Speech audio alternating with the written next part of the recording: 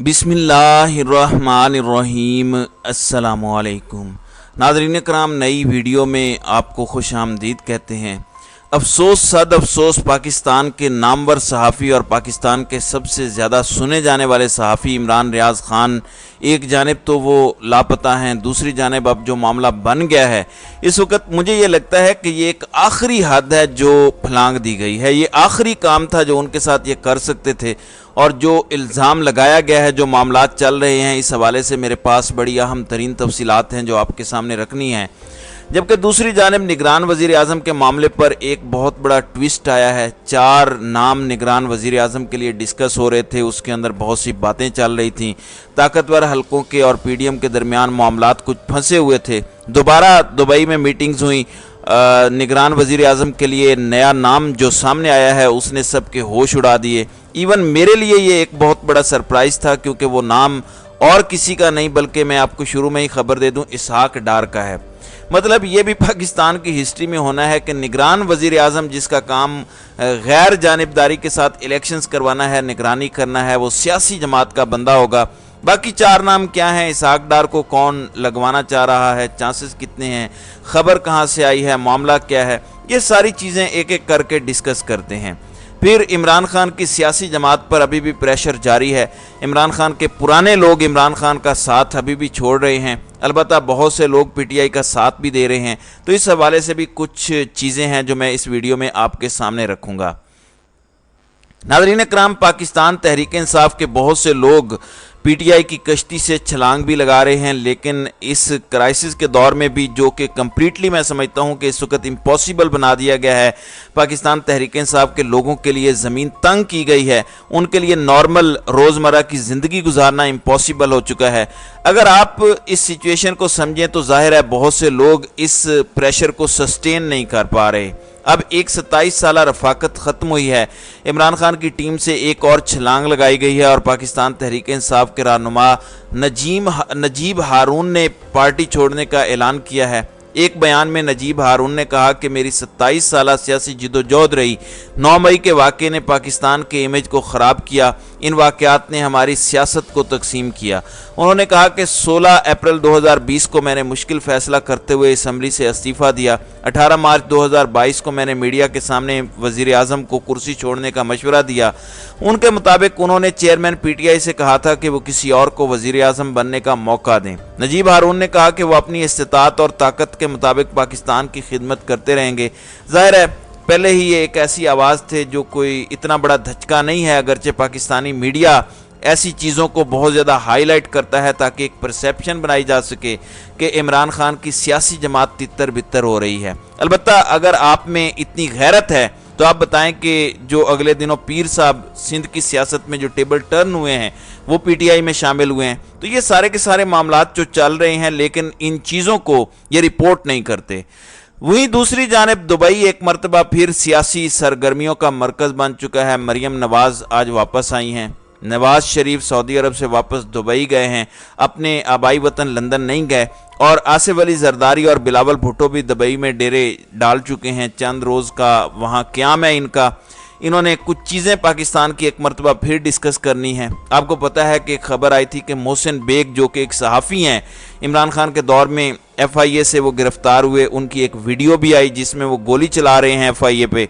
फिर उनकी एक तस्वीर मौजूदा आर्मी चीफ के साथ भी वायरल है और उसे भी बुनियाद बनाकर कुछ बातें की जाती हैं। फिर इसके अलावा एक बिजनेसमैन जिनका मैं पहले बता चुका हूं, टेक्सटाइल मिल एसोसिएशन के सदर रहे।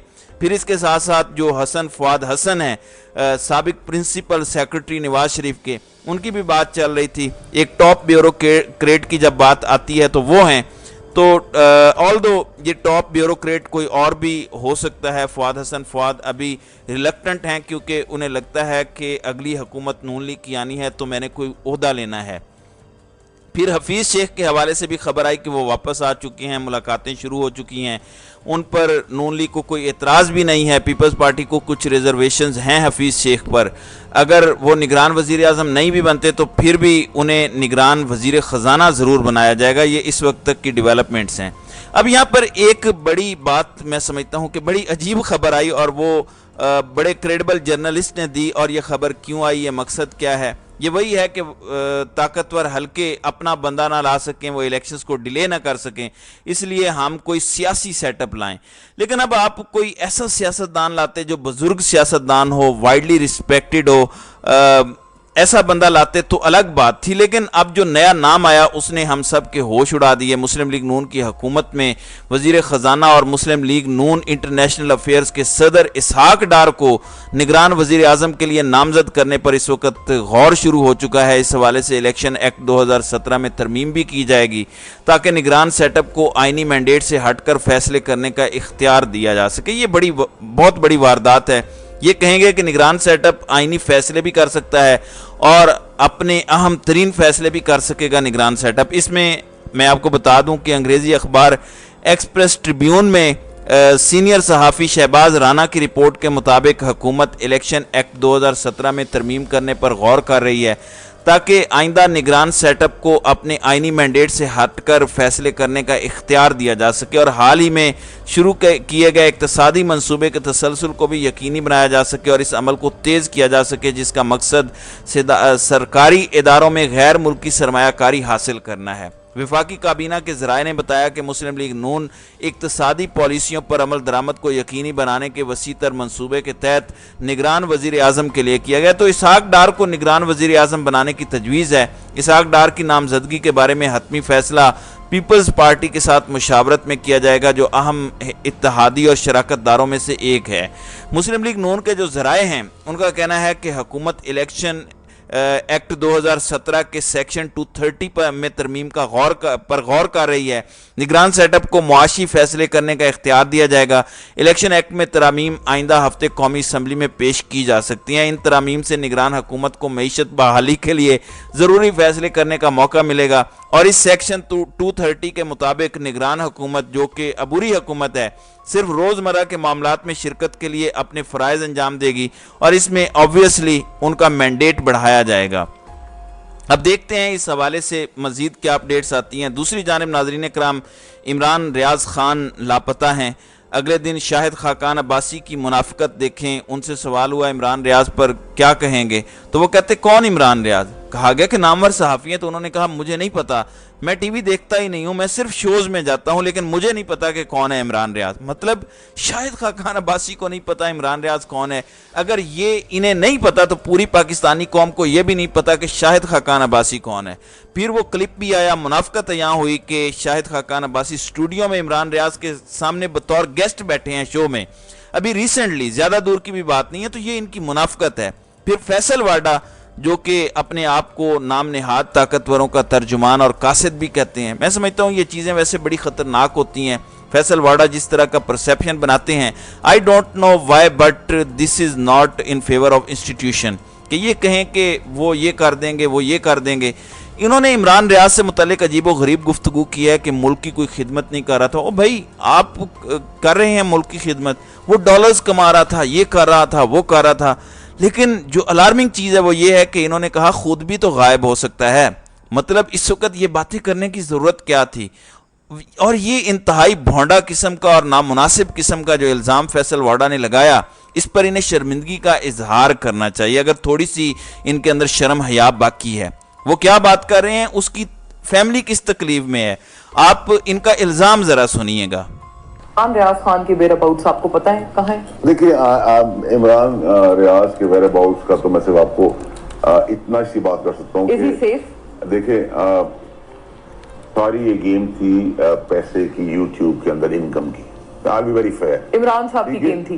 سارے جو یوٹیوبرز ہیں جو میجر لگے ہیں وہ تو پیسہ کمانے کے لیے لگے ہوئے نا، جو بکتا ہے وہ بیچتے ہیں، اس سے ان کو پیسے ملتے ہیں. تو پاکستان کی خدمت نہیں کر رہا.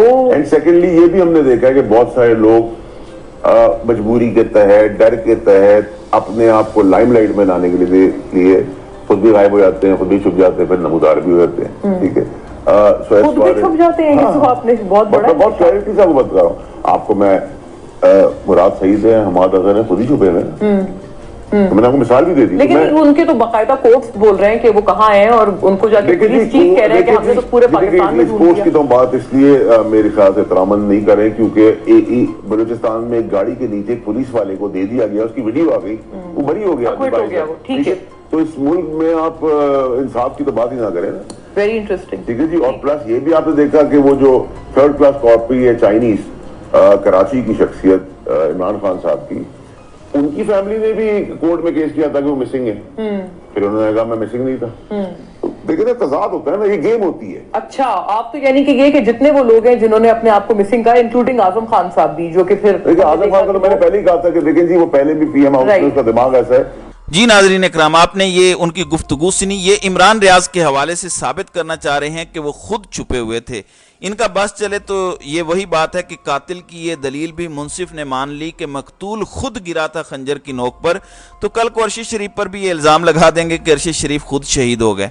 ये मामला अगर सिर्फ डॉलर्स का होता, ये मामला सिर्फ व्यूअरशिप का होता, तो अपनी जान हथेली पर कौन रखता है? खुदा का खौफ करें फैसल वाडा साहब। अगर ये मामला सिर्फ इक़्तिदार का, पैसे का, इन चीज़ों का होता तो आपकी तरह कब का सब लोग सरेंडर करके अपने सुर मैच करके सुकून से बैठे होते।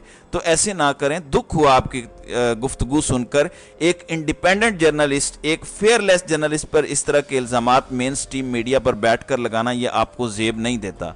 तो नाज़रीन कराम, आपकी इस वीडियो के हवाले से क्या राय है? आप अपनी राय का इजहार कमेंट सेक्शन में ज़रूर कीजिएगा।